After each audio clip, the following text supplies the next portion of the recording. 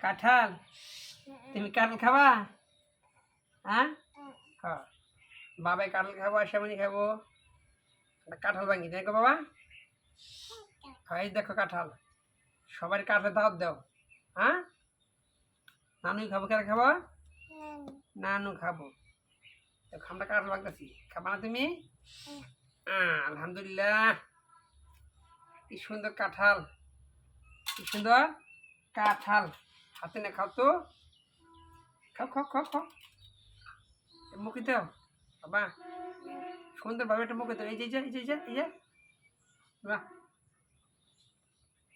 হুম হুম দাও দাও